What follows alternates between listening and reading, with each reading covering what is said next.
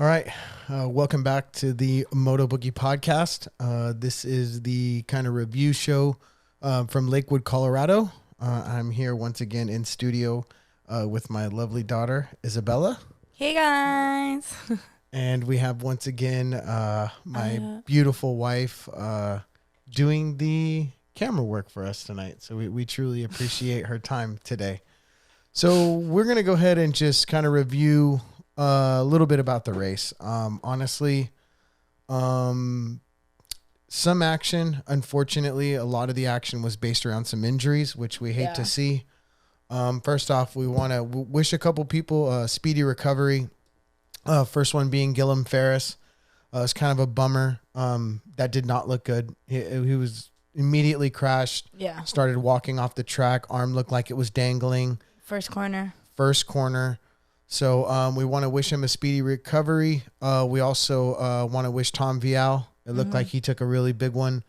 Was able to get up and get off the track. But, in this sport, that's something we don't like to see. The fields are already thinned out because of injury. Yeah. So we hate to see other riders go down. So for both of them, we wish you guys a speedy recovery. Yes. And we'll jump right in. So, we're looking at Moto number 1 for the 250 class. Hayden gets out to a good start. Star bikes look very strong at Colorado in altitude. So he definitely, the whole shot was there. And unfortunately, little tip over. And at this level with Hunter riding as good as he is, Jay Coop being a veteran, you got Shimoda. It's hard to get back up. Yeah. And or go back to that position. Correct. So I think the field's so stacked now that you're not going to be able to just tip over, give up 4, 5, 6 seconds, spike the heart rate, and then just be able to reel those guys back in. Yeah. But shout out to Hunter. He won that moto. Shout out to Jay Coop. He was able to win that moto. Consistent weekend for him. Ruts were insane. The ruts were crazy. Yeah. Yeah. Deep. So I think also, unfortunately, that track was a bad track for Hayden, and it's just not not tight. I think it's I said height. Oh, height. I feel like at that tip over, his height would have benefited him for that tip over. Yeah, it would have been a lot easier for him that corner. Yeah, and I think taller riders. You look at your Max Volans and your Adam Cincerillos. I think being a taller rider on really deep long ruts like that can be an advantage. I think unfortunately that track was more of a tiptoe, really technical. Yeah. And if you look at the way Hayden rides the bike, it's full send on the rev limiter, very Barsha like. Yeah. So I just think it was one of those tracks. It's first time there, elevation, first time, getting a chance to ride a track like that, being up at altitude. And I just think it bit him a little bit, but that track didn't suit his style. Yeah. I think Hayden's on the rev limiter, send it type of rider, and that track just wasn't that. Yeah. But kind of looking more into Moto number 1, there was a few things that stood out to me. Want to go ahead and say to RJ Hampshire and Joe Shimoda once again, unfortunately, found themselves on the ground. Shimoda did and RJ did have very good comeback rides, but unfortunately you're not going to win a title when you're constantly having to pick the bike up off the ground. Yeah, that's his problem. And so, when you look at those guys and you look at what Hunter does, and it's almost like he's just so consistent. You never see Hunter on the floor. You really never see him picking the bike up. It's just little mistakes. And those little mistakes are going to be the difference between championship and... Joe Shimoda, he crashed the first corner of the moto. Correct. Too. Correct. But that's not really like that's really hard. Like with the whole pile up thing, I don't think it's like there's one person's mistake costs like 5 people mistakes. So it's not something that he could fix. But yeah. It was a domino effect. And once again, but staying out of those situations, whether it's a better start or better gate pick, I don't know. Obviously some of that's unavoidable when there's a big domino crash like that in the first corner. But ultimately, you can't continue. I think he's crashed every race. He's had the bike on the ground in every race. Yeah, I know he crashed at Paula. Yeah. RJ's crashed probably 8 times already in 3 races. So when you look at championship, they're not going to be able to win championships. Not with Hunter. Yeah. Hunter's just Mr. Consistent. And you're not going to be able to do those types of things if you want to be in the championship hunt. Yeah. Some of the other stuff I looked at, I think a couple people, Jalik Swole, I think. Oh yeah, he's doing so much better. Much better. From Paula, oh my gosh. Yeah. Game changer. He went 10-10. I thought Jalik rode really good. He was up in front both motos. He's a great starter. I think he'll only get better as the season goes on. Yeah. He last week he was around the same. That's good. So I mean, he's breaking back into the top 10, and I think it only gets better from here. So shout out to Jalik Swole. Somebody else I thought rode really well for this weekend was Jordan Smith. If you remember, we were basically writing him off. Who was he going at it with? He battled back and forth within the top 5 for a long time. Yeah. I think his overall result. Hold on a second. I don't know what he finished overall. Hold on. Give me a second. Was he 7th? Yeah. Okay. So, I mean, you look at the box scores on him. Jordan Smith went 6-6 for 7th. So that is a vast improvement over where he was a few weeks ago. At Paula, I mean, he was like 20th. And so shout out to him. And then the other rider, which I think needs to be tested for bipolar. What? Is Max Voland. Why? All of a sudden, last weekend at his home race in Hangtown, he looked like he was killing it. No, he was killing it bad. Yeah, that's what I'm saying. He looked terrible. And then all of a sudden, he bounces back this week, and don't quote me, but I think he pulled in a 6th. And one of the motos, he went 7-5 for 6th place. So Max Voland, congratulations. I think he needs to string like 7 of these together to really get back on track. Yeah. Because he's definitely been underwhelming as a professional. I think the talent's there. Yeah. But factory KTM is not going to be okay with, outside the top 10 finishes. Yeah. So congratulations to Max Voland. I thought he rode really good. I think the track suited him well. Big, long ruts. Other than the, Moto 1 stuff for 250, that was about, the highs and lows of that race. Jumping into Moto 1 of the 450s. Once again, I'm here to eat my words. Jett Lawrence has led every single lap. 1-1. 1-1. 1-1, baby. 1-1. So. And his what is this like? It's like 29 seconds ahead. His lead is just like insane too. It's not even close. No. They're not even close. No. Like he's gone. And in the post-race press conference, he is saying things like he hasn't whole shot at all of them. He whole shot at all but one. Yeah, that's then by the end of like the first corner, he was in first. So I would tell you that the field should be extremely scared because like I said, I've admitted on this show I got it wrong. Yeah. I didn't anticipate what I'm seeing right now, and the fact that he says in the post-race press conference, like, I'm just getting used to the power. We're getting the bike better. I'm just learning the bike is a very scary thing because you're not looking at somebody who is 2 or 3 years in and dominating. You're looking at a guy that's like a month in and is only going to get better. He's like, oh, I'm just trying. Now, I'm just feeling it out. I would like to, not that I'm wishing this upon him in any way, but I would like to see him get more of like a 7th, 8th, 9th place start and then see what happens when he has to push it a little bit and bring it through the pack. I think he'd be fine. But I'm sure he will be fine. But at this point, I think he'll bring it back up and first. Yeah. Yeah. Someone has to just take him out. Then that's really the only reason he's gonna. I don't see him having major tip overs this season. He looks so comfortable on the bike that if there is some sort of a tip over, it will be a small tip over front end. Yeah, I'm not seeing like a big crash at all. There's going to be no cartwheeling. He looks really good on the bike. Yeah. And then kind of a little bit of highs and lows within that moto. You watched it. The Dylan Verandis and Aaron Plessinger kind of ruts came together. I don't think anything was on purpose. No. Yeah. No, I think that's a racing incident, but the problem there becomes you really have no chance to put any pressure on Jett if the two of you can't get past the fourth corner without Dylan's bike being and it was on top of AP. and it was like a long, like it was a minute. Like AP was under the bike and everything, and I was like, oh, this is gonna take a minute. So if it's a small tip over, it's something you can just kind of get back up. But we got stuck under the bike. Yeah. So I think that's unfortunate because I would like to see them get a clean break and see if they can put some pressure on him.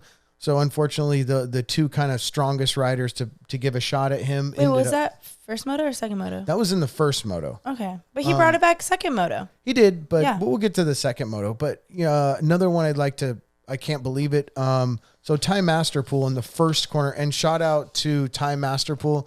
Thank you for getting back to me on Instagram. We look forward. I'm trying to see if we can join his program.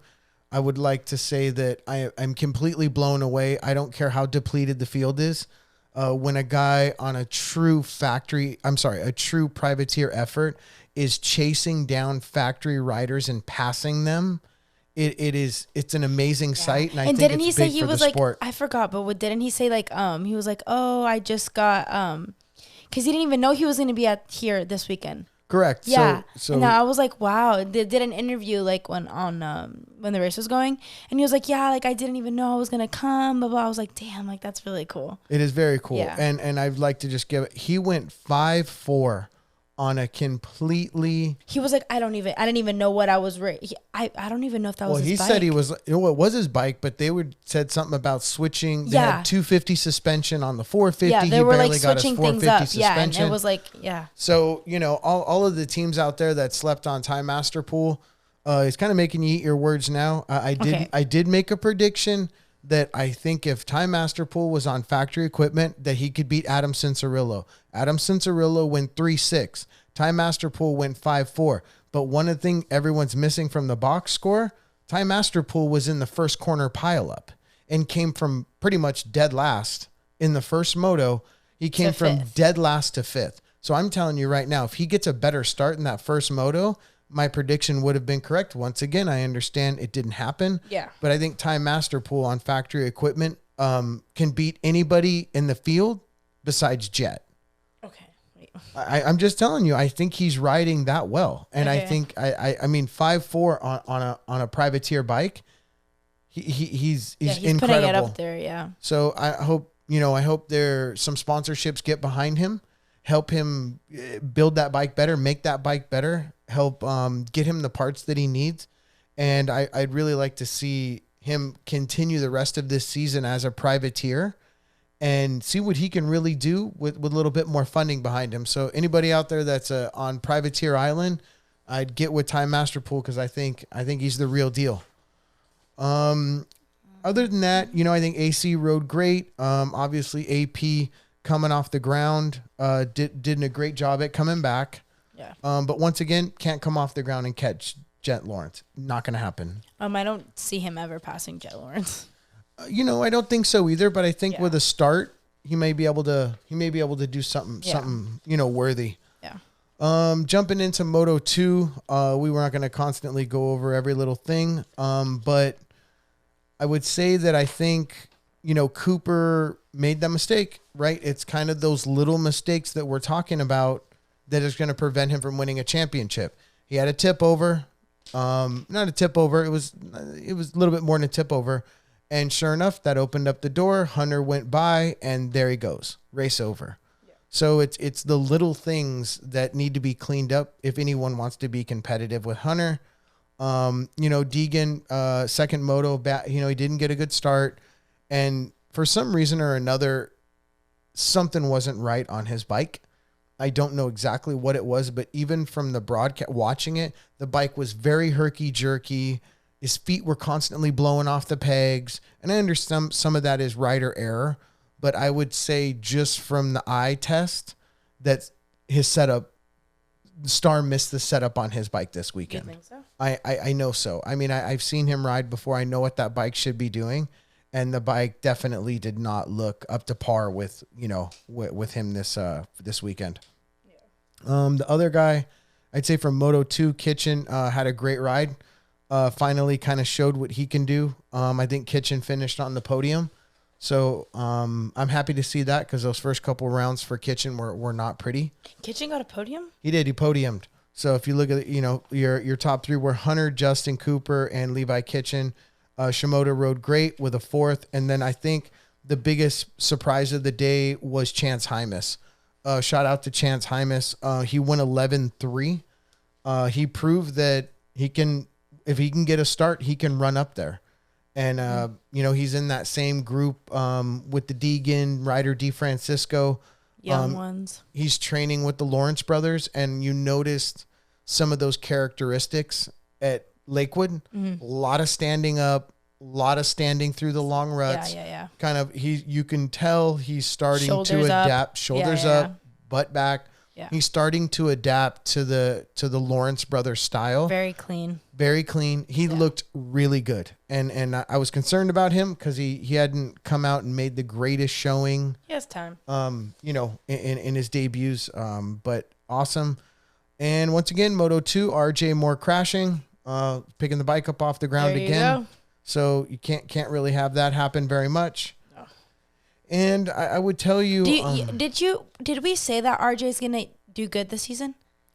What did we say for him? I had RJ definitely in the title hunt, but these mistakes, if he keeps doing this, is not good for him. So RJ's already kind of been labeled as the guy that just can't keep it on two wheels. He'll give you 110% effort. Oh, and by the way, the first corner crash wasn't a tip over. It was the same one that Gillum Ferris was in, and all you see is RJ's bike and him completely upside down, and it was like a highlight reel, and somehow the guy just bounces back up, grabs his bike, and gets back on. I don't understand the amount of crashes and bad ones. He's like a freak of nature that he's not getting hurt constantly.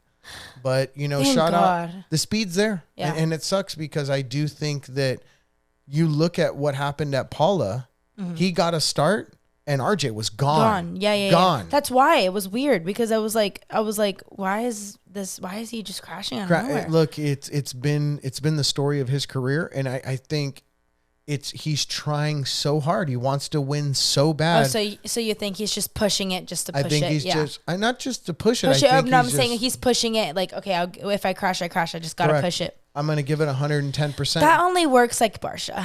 Like Barsha knows how to do it where it's like, you know what I'm saying? So Barsha is the only one that can let's pin it, but like he can pin it to the point where he's not crashing. Correct. So Barsha, when you watch Barsha, the first thing you think is, oh my God, he's going to die. So he's one of the only riders that can ride completely out of control, but in control. Yeah, that's what I'm saying. And it's like, I agree with you. It's not either one or the other. Like RJ needs to find like that happy medium.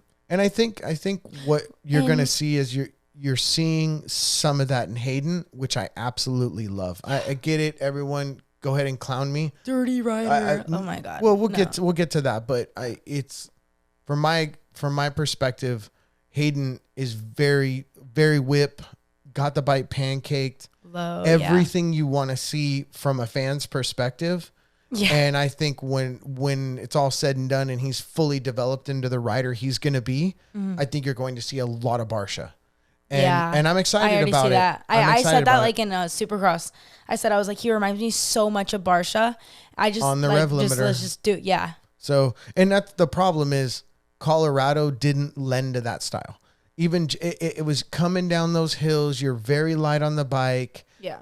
Once again, guys, I'm not a pro, so you guys will get in the comments. And it was like a lot of off cambers, long ruts. Hayden's the type that wants to ride it hard into the corners, hard out of the corners on the rev limiter. Yeah, and you saw a lot of that like at Paula. Correct. And that's why he did so well at Paula. And even at Hangtown, there was a lot more, I guess, just send it, whereas the elevation changes at Lakewood doesn't lend to that style of riding. But it is what it is. Like, he's going to get to certain tracks where that wide open style where he's on the rev limiter constantly off the back of the bike, it's going to pay off for him. Yeah. So, once again, keep your head up, man. You're going to be a young champ and obviously you're going to have these days and it's how you bounce back. So, shout out to Hayden for fighting through it. The second moto was definitely a tough one for him, but he fought it all the way. Moto number 2 was a snooze fest. Basically Jett Lawrence with another hole shot and just destroyed the field. That's what my notes say here. The story of my life. Yeah, he gets a hole shot. So shout out to Jett Lawrence. I apologize, man. I didn't think you were going to be what you were doing. I did not think it was just going to be whole shot. I did not think you can just go on the bike and just like, oh, this is my first time riding 450 and you're going to get 1-1-1-1-1-1. Yeah, I mean, look, he should make merch that is just tally marks. Yeah, tally marks. I get it. Wait, I just gave him an idea. I'm not. Well, sorry, Myrtle. We're gonna need a cut if that goes somewhere. Wait, but that's kind of smart. Yeah, just tally just marks. Tally just do a new drop every week, and you just add a tally mark.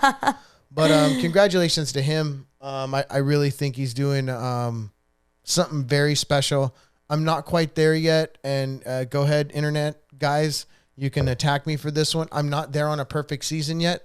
I think there will be a track that maybe doesn't lend to his style. I don't think he goes 22-0. Right now he's 6-0, so he's about 30% the way there. So I'm not quite ready to jump on board because I just feel that throughout a season that's as long as the outdoors is, there's going to be that one moto where the start's not there. But I don't think that would cost him the title. No. The title's almost over. He's like 34 points up already. The title, you could start talking title wrap up in 4 or 5, right? Like a title, Jett Lawrence got it. The perfect season thing, I'm not quite there yet. Once again, I'm going to go back to Ty Masterpool because in the second moto, he hunted down and passed Cooper Webb.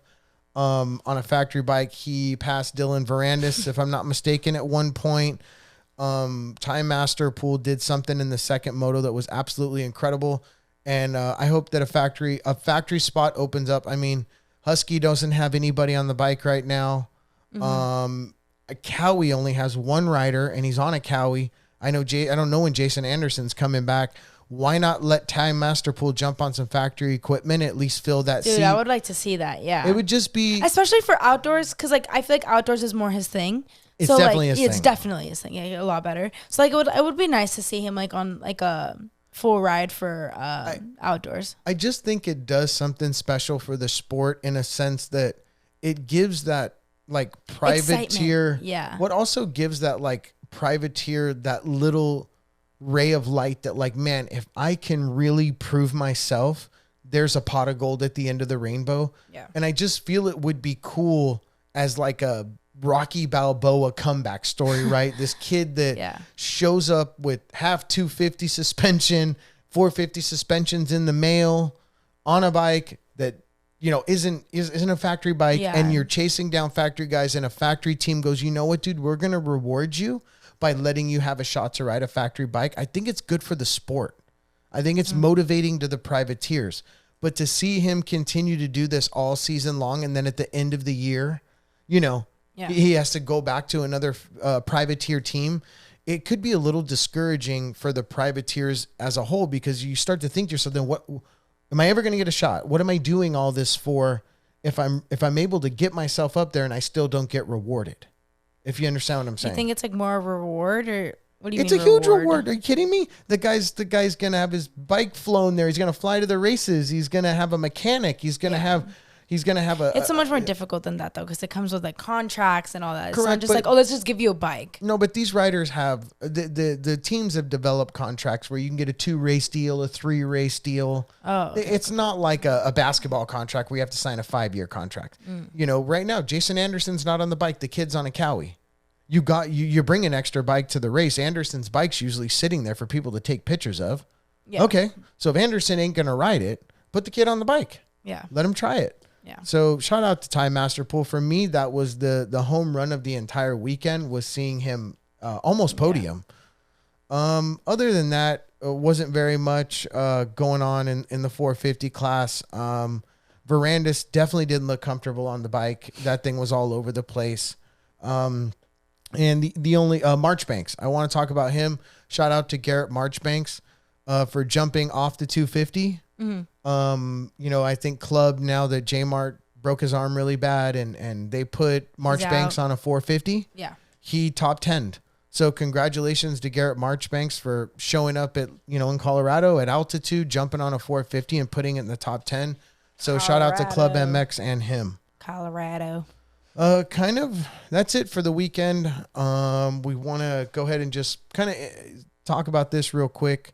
So in the broadcast, there was a little bit of conversation which I felt was a little bit skewed with, Hayden kind of doing some dirty tactics in the Moto Moto. What were they saying on the broadcast? Just that, when Hunter came up on him, Deegan definitely took some wide corners, kind of brake checked him a little bit. They mentioned cross jumping. That absolutely did not happen. I didn't see that. I don't know why they say that. No cross jumping. He can scrub his bike to the right or left whenever he wants. I didn't see any cross jumping. And for the broadcast to get on there and make claims that there was some dirty riding, I'm sorry, but that's what's turning the sport way too soft. It's like, oh, we can't touch the top, like the correct. And because it was Hunter, it's going to be magnified. Yeah. And no, am I in no way condoning that you should cross jump a rider and attempt to hurt him? No. But don't insinuate that on the broadcast when it wasn't even close to that. And I agree with Hayden. Hey, you want to come around the outside of me in a corner? I'm going to run you high.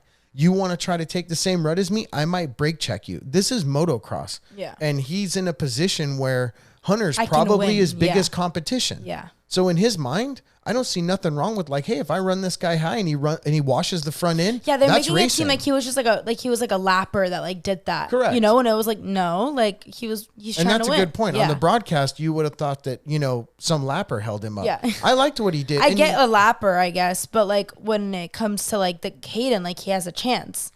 And once again, that kind of goes back to something we've touched on before, which is, the Lawrence brothers don't get a pass. I understand they're the biggest thing in the sport, but I like Hayden's saying, I don't care if it's Hunter. I don't care if it's my teammate.